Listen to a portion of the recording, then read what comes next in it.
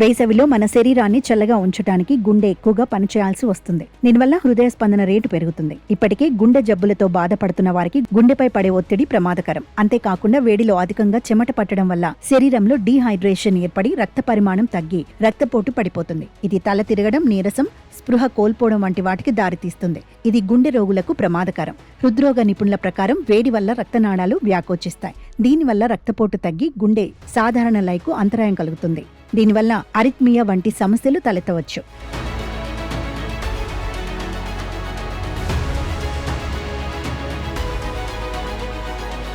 తీవ్రమైన వేడిలో శరీర ఉష్ణోగ్రతను నియంత్రించడంలో ఇబ్బంది ఏర్పడుతుంది. దీనివల్ల వడదెబ్బకు గురి కావచ్చు. ఈ పరిస్థితి గుండెపోటు లేదా పక్షవాతం వంటి తీవ్రమైన సమస్యలకు దారితీయవచ్చు. ఇప్పటికే గుండె జబ్బులు ఉన్నవారు ఈ విషయాలన్నిటి పట్ల జాగ్రత్తగా ఉండాలి.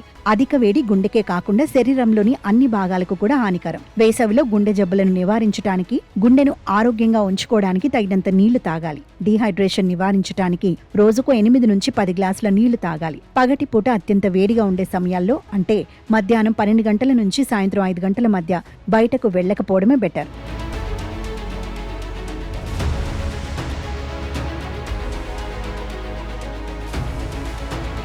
శరీరాన్ని చల్లగా ఉంచుకోవడానికి తేలికైన, వదులుగా ఉండే లేత రంగు దుస్తులు ధరించాలి. శరీర ఉష్ణోగ్రతను సౌకర్యవంతంగా ఉంచుకోవడానికి ఫ్యాన్లు, ఎయిర్ కండిషనర్లు ఉపయోగించాలి. గుండె జబ్బుల రోగులు తమ మందులను సరైన సమయంలో తీసుకోవాలి.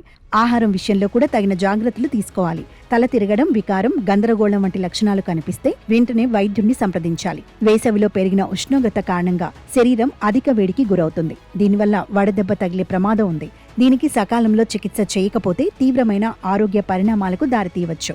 అందువల్ల వడదెబ్బను నివారించడానికి కొన్ని జాగ్రత్తలు తీసుకోవాలి.